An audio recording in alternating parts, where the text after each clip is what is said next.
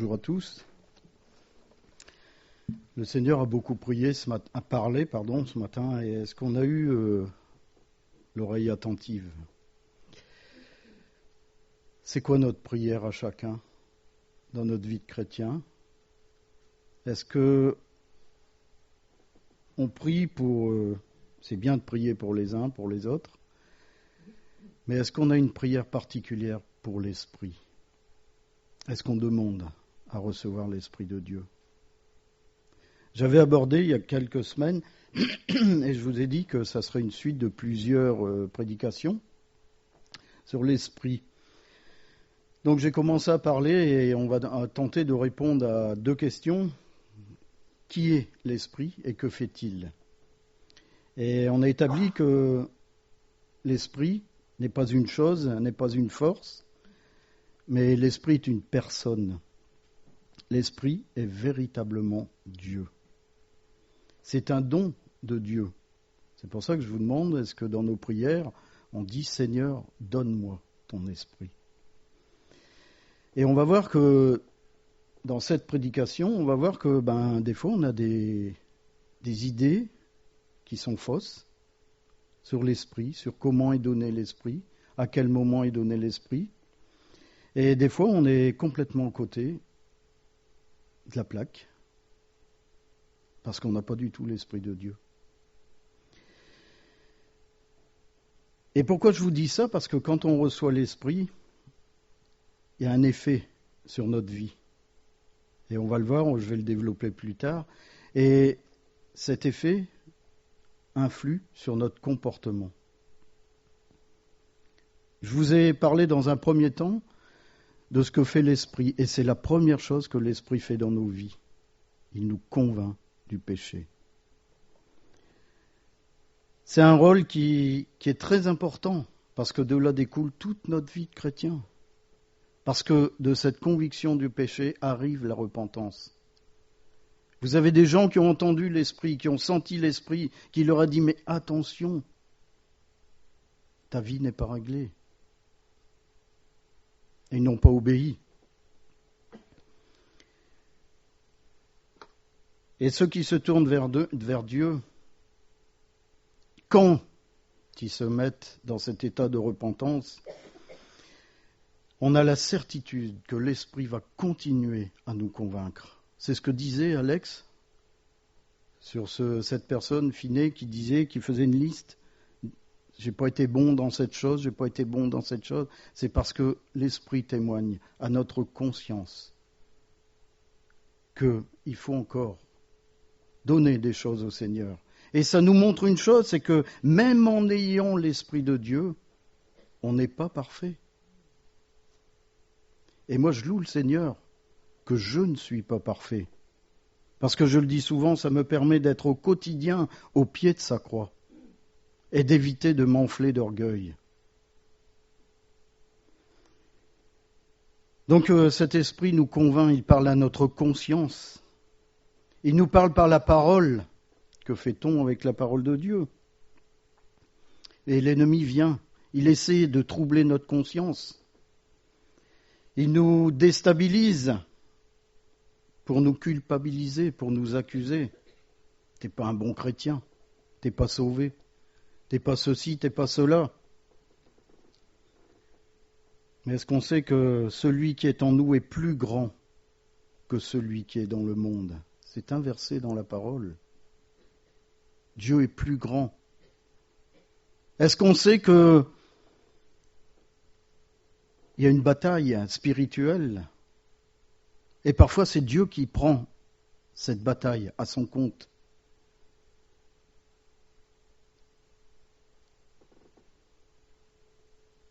Quand l'Esprit nous convainc du péché, il le fait avec douceur, mais avec force. Et en fin de compte, ça apaise. Ça apaise cette vie qui, d'un seul coup, est bouleversée par la présence de l'Esprit. Et c'est là où on doit obéir. C'est là où on doit se mettre à genoux devant le Seigneur et avoir cet esprit de repentance. Alors, je vous avais dit qu'il y avait 7 points. J'ai donné le premier, la conviction du péché. C'est-à-dire que l'Esprit nous convainc. Aujourd'hui, on va voir 3 autres points. Il nous renouvelle, il nous remplit et il nous parle. Quand l'Esprit nous renouvelle, ça a un effet fantastique, je vous l'ai dit. Le premier passage que on va lire, c'est dans Tite, au chapitre 3, les versets 4 à 6. Tite, chapitre 3, versets 4 à 6. Mais lorsque la bonté de Dieu, notre Sauveur, et son amour pour les hommes ont été manifestés, il nous a sauvés, non à cause des œuvres de justice que nous aurions faites, mais selon sa miséricorde, par le baptême de la régénération et le renouvellement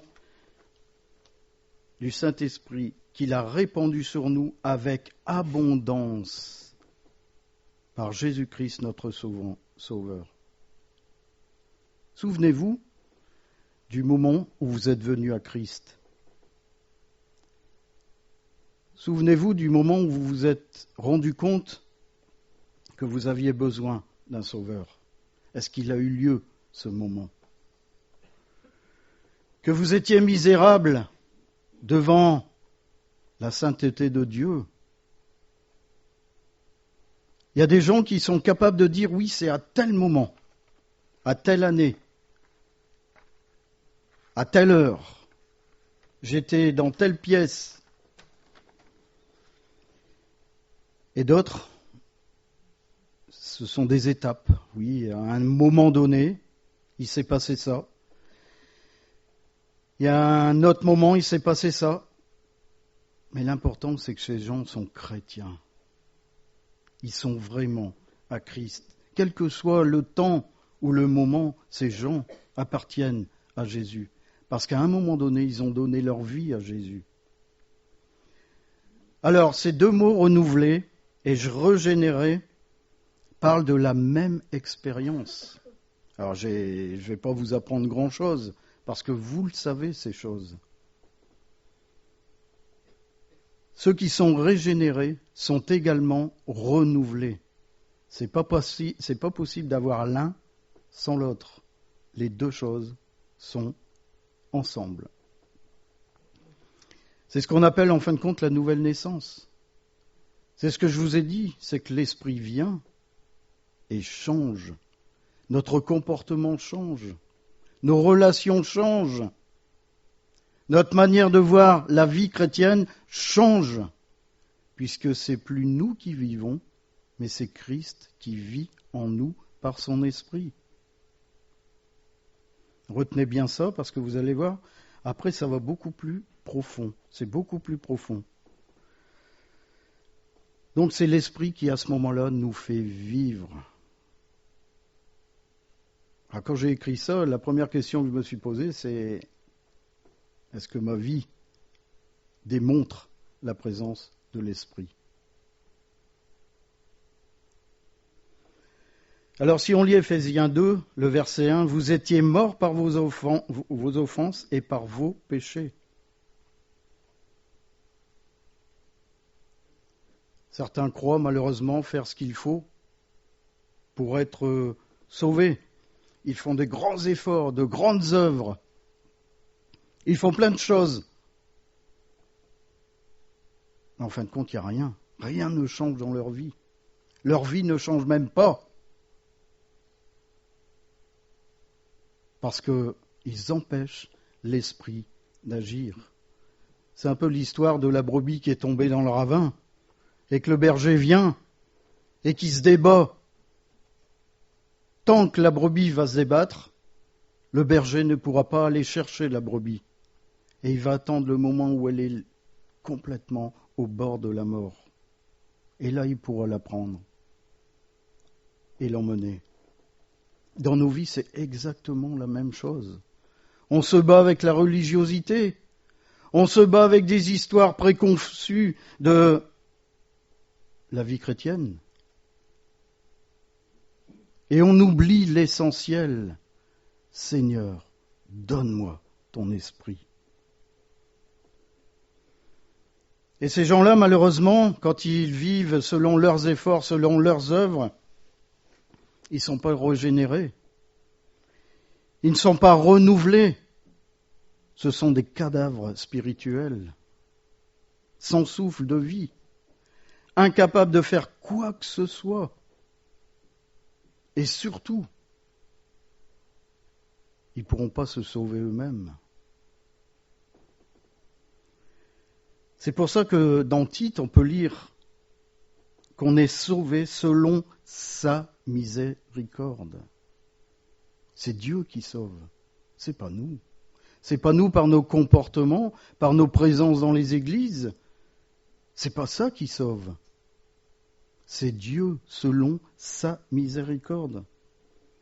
Plus loin en Éphésiens 2, verset 13, « Mais Dieu qui est riche en miséricorde à cause du grand amour dont il nous a aimés, nous qui étions morts par nos offenses, nous sommes rendus à la vie avec Christ.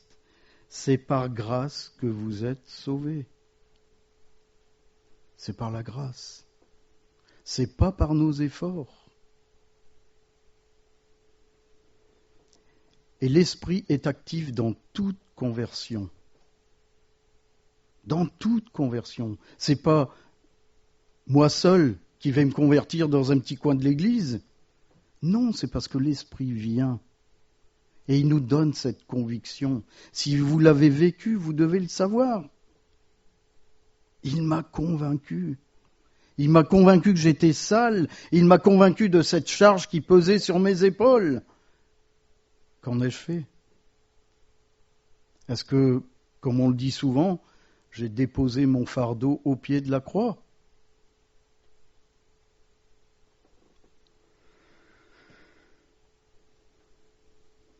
Partout, les gens se tournent vers le Seigneur et demandent pardon pour leurs péchés. Et à ce moment-là, ils deviennent des disciples. Et c'est à ce moment-là que l'Esprit rentre et se met à l'œuvre. C'est lui qui donne cette nouvelle vie. C'est lui qui réanime notre corps spirituel qui était mort. C'est la petite goutte d'essence qu'on met dans le moteur et qui commence à partir. Et lorsque l'Esprit vient, ça enflamme. Ça enflamme. Rappelez-vous, quand les disciples étaient dans la chambre, des langues de feu se sont posées. Est-ce qu'on a vécu cela? Est-ce qu'on a vécu cela dans notre vie? Alors lorsque cet esprit vient et il nous remplit, alors je ne vais pas trop entrer dans le détail parce que j'ai vraiment à cœur de vous parler à la fin de la plénitude de l'esprit, qui est une chose très importante pour nous. Donc, de tous les points qu'on va étudier, c'est un point qui a suscité le plus de discussions et de tensions dans le monde chrétien. Que veut dire être rempli de l'Esprit Saint? Si je vous pose la question, ça veut dire quoi? On a tous l'image de la bouteille d'eau. La bouteille d'eau où il y a un liquide sale à l'intérieur. Et puis on veut mettre de l'eau propre à l'intérieur de cette bouteille. Qu'est-ce qu'on va devoir faire avant? La vider. Et lorsqu'on vide cette bouteille, faites l'expérience chez vous. Vous prenez une bassine d'eau propre, vous appuyez, mais vraiment fort pour que la bouteille d'eau devienne toute plate, vous la mettez dans l'eau et vous lâchez. Vous allez voir, elle va se remplir. C'est l'image parfaite de ce qu'on a à faire dans notre vie, c'est nous vider. Nous vider des saletés, nous vider des impuretés. Et celui qui appuie, c'est pas nous, c'est Dieu. C'est Dieu qui en a la force. C'est Dieu qui en a la puissance.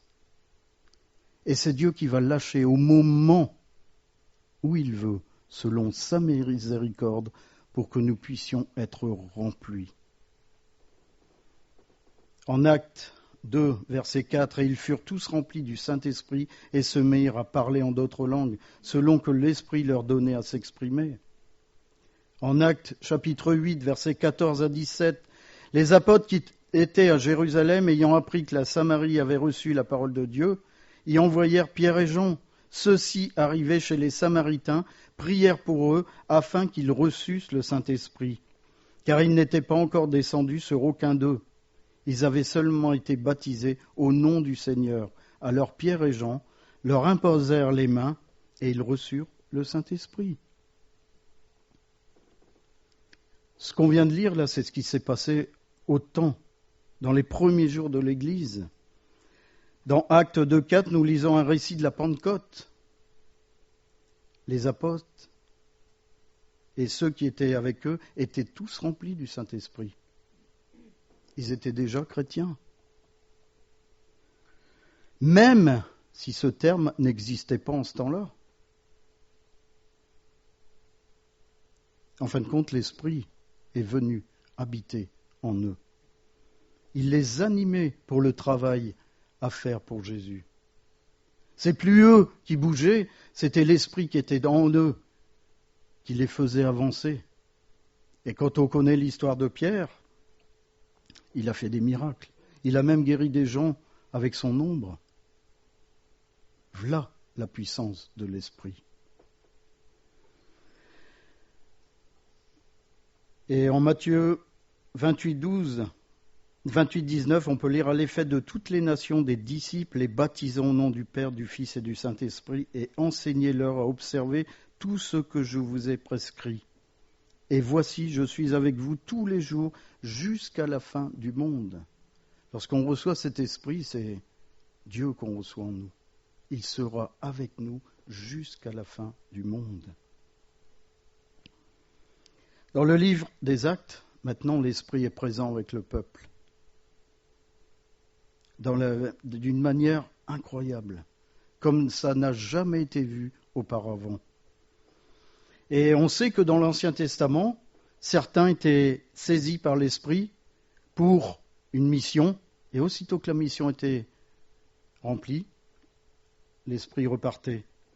La différence avec le Nouveau Testament, c'est que lorsque l'Esprit vient, il reste. Il nous remplit.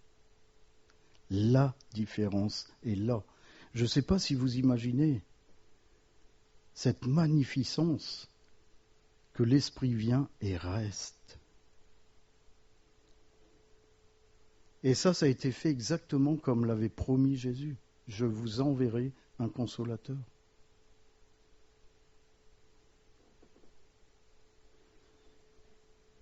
Et le deuxième passage en Acte 8 qu'on a lu, en fin de compte, c'est Pierre et Jean qui sont allés voir les nouveaux convertis, les Samaritains qui, je pense que vous le savez, étaient les ennemis des Juifs. Et ce qui était inconcevable, c'est qu'eux-mêmes avaient reçu le Saint-Esprit.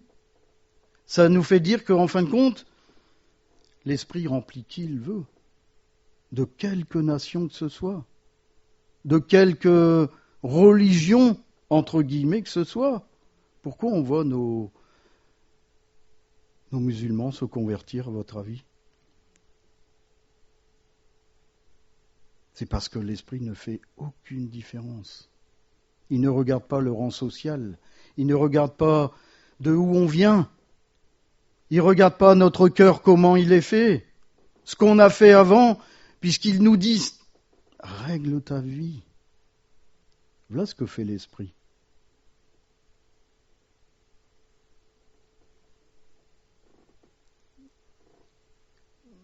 Donc ils ont cru, ces Samaritains. Et Pierre et Jean leur imposèrent les mains, ils reçurent l'Esprit, c'est-à-dire qu'ils étaient baptisés du Saint-Esprit. Et le point qui a divisé beaucoup d'églises, c'est pourquoi ce délai ? Pourquoi ces gens n'ont-ils pas été remplis de l'Esprit au moment où ils ont cru ? La réponse va montrer ce que nous croyons. Lorsqu'un chrétien se fait baptiser, Ça va vraiment nous ouvrir les yeux. Certains chrétiens croient qu'il est possible d'être chrétien sans avoir reçu le baptême de l'Esprit, c'est-à-dire être un vrai chrétien. Vous allez dans les églises, si vous ne parlez pas en langue, si vous ne donnez pas des prophéties, c'est que vous n'êtes pas un vrai chrétien.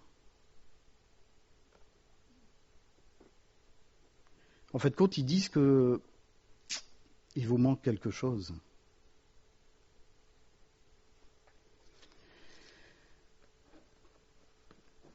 Alors, ceux qui prennent cette position disent qu'une personne doit veiller et prier pour recevoir l'Esprit.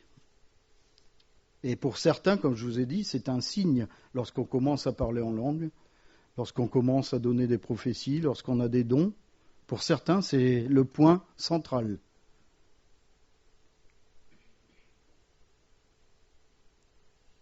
Pour ces gens, en fin de compte, le baptême de l'Esprit, ça se passe à un moment bien précis, après le baptême d'eau. Après ce qu'on appelle la conversion. Et certains n'y arrivent jamais.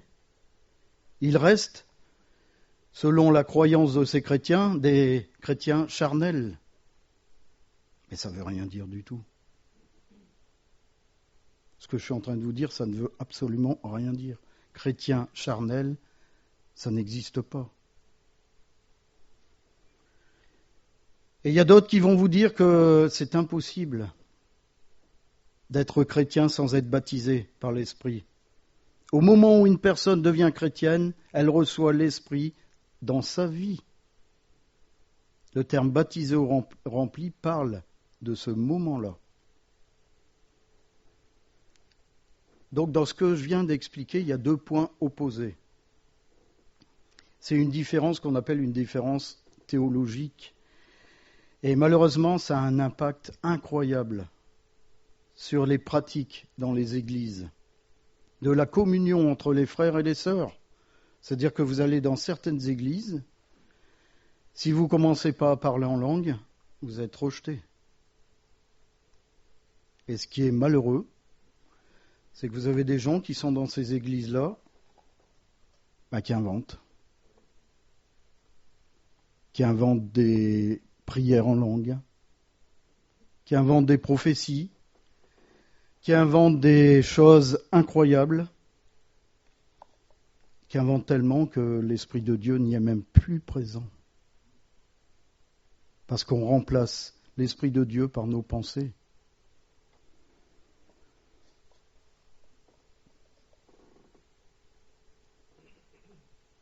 Mais sur ce que je dis, vous pouvez demander à d'autres que moi pour avoir une analyse peut-être autre que la mienne.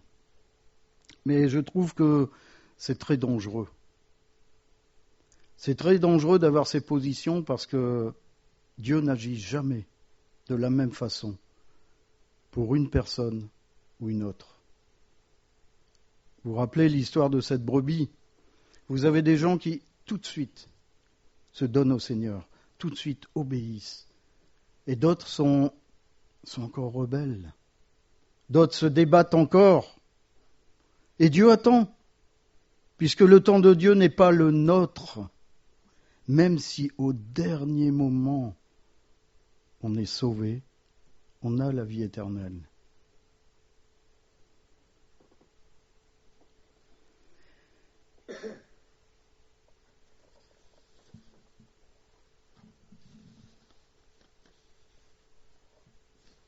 Je vais essayer de raccourcir un petit peu. Donc pour Pierre et Jean, des Juifs, il était difficile pour eux de croire que les Samaritains avaient été sauvés et avaient été baptisés du Saint-Esprit. C'était inconcevable. Et Jésus leur avait dit qu'ils seront des témoins dans la Judée, la Samarie et jusqu'aux extrémités de la terre. Et pour Pierre et Jean, ils avaient besoin de voir cette nouvelle s'accomplir. Et ils l'ont vu. Ils ont été convaincus de la réalité de cette parole, de la réalité de la conversion des Samaritains. Et ils ont dit que ces chrétiens avaient besoin de l'Esprit de Dieu. Ils savaient qu'ils avaient reçu cette parole. Ils savaient qu'ils avaient un amour pour Jésus. Et Pierre et Jean savaient aussi une chose, c'est qu'ils devaient leur imposer les mains pour qu'ils reçussent le Saint-Esprit. Et Dieu a envoyé l'Esprit. Les païens, les Samaritains, les païens ont reçu l'Esprit. Et ils ont vu des choses magnifiques s'accomplir au milieu d'eux.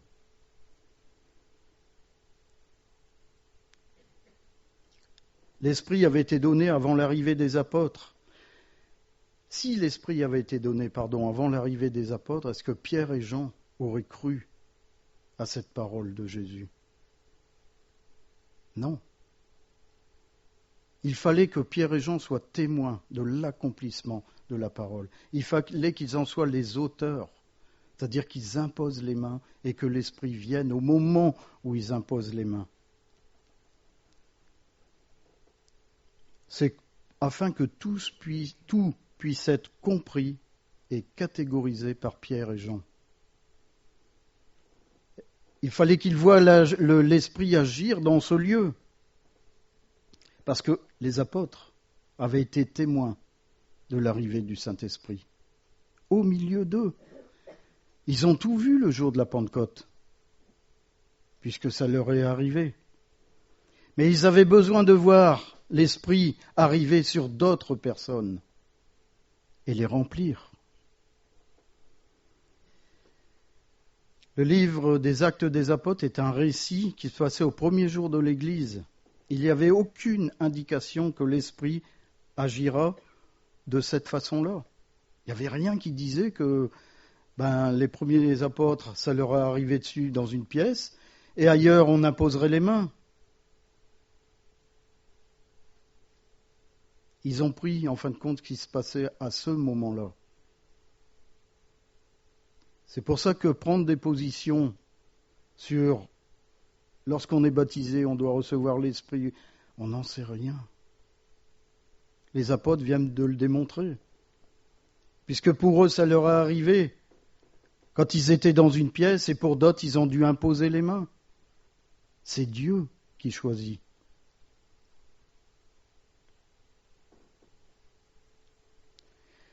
Et regardons le verset 13 de 1 Corinthiens chapitre 12. Nous avons tous, en effet, été baptisés d'un seul esprit pour former un seul corps, soit juif, soit grec, soit esclave, soit libre. Et nous avons été abreuvés d'un seul esprit. La réponse, elle est dans ce verset-là. Soit juif, soit grec, soit esclave, soit libre. Il n'y a aucune condition. Ici, Paul parle de l'Église tout entière, non seulement des églises de Corinthe, mais de l'ensemble de ceux qui ont cru en Jésus-Christ. Il explique que nous formons un en Christ, un seul corps. C'est parce qu'on a chacun été baptisé du même esprit.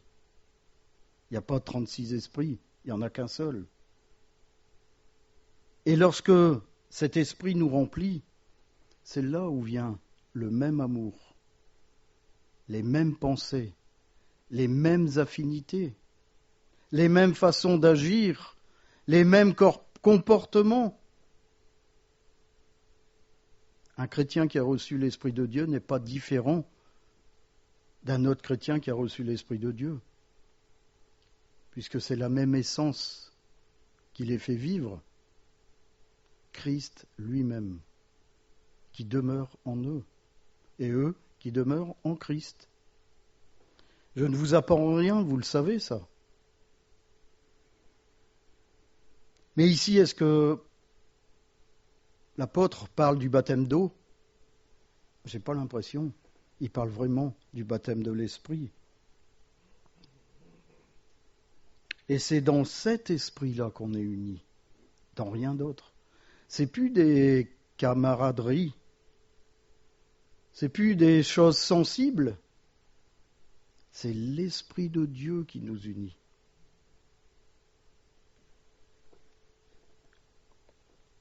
L'esprit est commun dans une assemblée.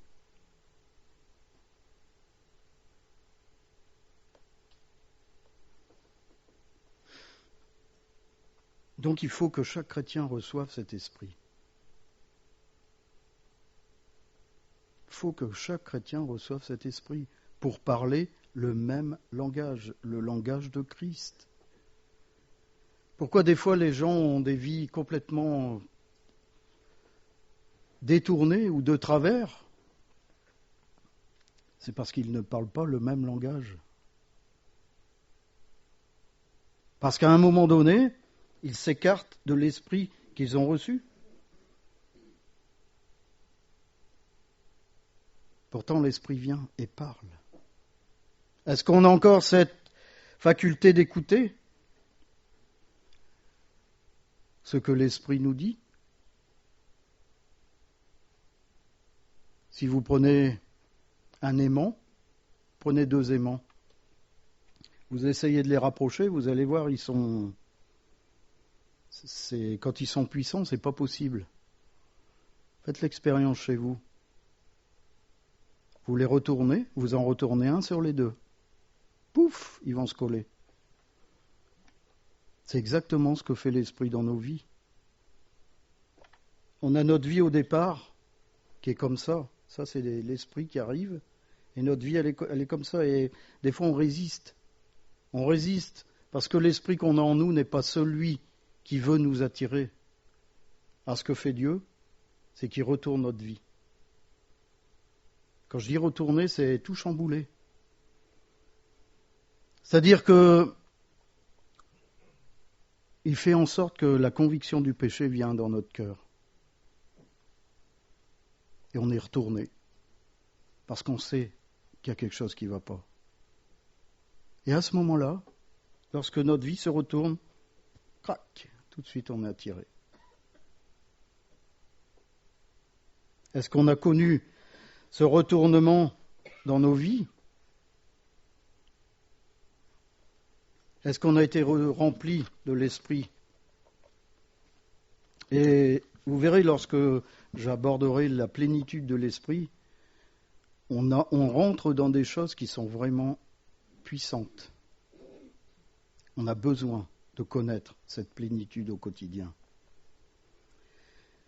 Le dernier point de cette prédication, c'est l'Esprit nous parle. Il y a encore des versets à chercher. L'Esprit nous parle, premièrement, et ça je ne vous dirai pas autrement, par la parole. Lorsqu'on ouvre la parole de Dieu, on a toujours quelque chose qui nous accroche. Dans un verset, on a toujours quelque chose qui nous accroche. Et on se dit, mais ça m'est arrivé, mais ça a dû vous arriver, mais pourquoi le Seigneur me donne ces choses sur le cœur? Et on se met devant le Seigneur, on dit, Seigneur, mais pourquoi? Et parfois, c'est pour une situation de travail. Parfois, et même souvent, c'est une situation nous concernant, quelque chose à régler devant le Seigneur. Ou alors, c'est quelque chose pour un frère et une sœur dans l'Église. Et parfois, le Seigneur nous parle en rêve, en vision et en prophétie. Si on accepte, bien sûr, que c'est par ces moyens-là qu'il nous parle. Parce que d'autres, mais ça je ne vais pas m'étendre là-dessus, d'autres réfutent même ces choses. Mais c'est par la parole et la Bible en premier que Dieu nous parle. Et elle nous explique comment vivre notre vie chrétienne. Tous les autres moyens, Dieu les utilise également, notre conscience, les rêves, les visions, les prophéties, mais toute chose doit être soumise à cette parole de Dieu. Pourquoi? Parce que la parole est la révélation de Dieu lui-même. Il est le livre de la vérité pour le peuple. Et l'Esprit en est l'auteur, puisque c'est lui qui a inspiré ceux qui l'a écrit, ceux qui ont écrit la parole. En 2 Pierre, chapitre 1, verset 21, Car ce n'est pas par une volonté d'homme qu'une prophétie a jamais été apportée, mais c'est poussé par le Saint-Esprit que des hommes ont parlé de la part de Dieu. Ici, Pierre parle de l'origine divine de la parole. Quand il dit que les hommes ont été poussés par l'Esprit, en fait, quand il a en tête le bateau sur une rivière, l'eau et les courants soutiennent ce bateau. Et c'est ainsi que ceux qui ont écrit la parole de Dieu, dans le contexte de l'Ancien Testament, ils ont été portés par l'Esprit, ils ont été dirigés par l'Esprit, ils ont été conduits par l'Esprit de Dieu pour écrire la vérité de la parole de Dieu. Et ce verset que vous connaissez, 2 Timothée 3,16, nous dit que toute écriture est inspirée de Dieu et utile pour enseigner, pour convaincre, pour corriger, pour instruire dans la justice, afin que l'homme de Dieu soit accompli et propre à toutes bonnes œuvres. C'est la parole de Dieu qui fait ces choses. Ce n'est pas notre intelligence. Si on compte sur notre intelligence, on va se planter. Et si Dieu parle ainsi au travers de sa parole, c'est qu'il veut que nous vivions une vie saine.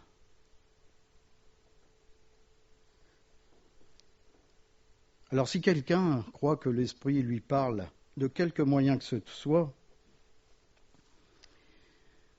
il doit accorder le fait que ce qu'il dit est conforme à la parole de Dieu.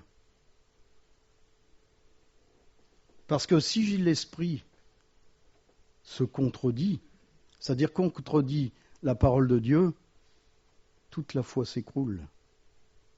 C'est important ce que je vous dis. C'est très important. Parce que il y a des églises qui ont été détruites comme ça. Elles ont été détruites parce qu'elles ont suivi une prophétie qui n'en était pas une. Quand quelqu'un dit « l'Esprit m'a dit que » ou « l'Esprit m'a montré », notre première réponse, ça doit être « est-ce que cela s'accorde avec la parole de Dieu ?» Est-ce qu'on a ce réflexe d'aller voir dans la parole, de vérifier ce qui a été dit ? Paul parle des prophéties en 1 Corinthiens, on l'a vu avec Alex, 1 Corinthiens chapitre 14 verset 29. Pour ce qui est des prophètes, que 2 ou 3 parlent et que les autres jugent. Alors ici, il ne suffit pas de dire non, ça c'est des bêtises. C'est pas ça que est en train d'expliquer Paul. Ou alors, ça je pense que c'est bon, ça c'est moins bon. Non. Juger, ça veut dire regarder par rapport à la parole de Dieu. C'est la parole de Dieu qui va juger la prophétie. Et malheureusement, c'est pour ça qu'il y a des églises qui sont tombées, parce qu'ils n'ont pas vérifié ce qui avait été dit. C'est comme ça que des vies ont été mises par terre, parce que des gens ont suivi ce qui a été dit. Mais ça n'avait rien à voir avec l'Esprit de Dieu. Ça peut arriver que dans une église, quelqu'un reçoive une parole, une prophétie,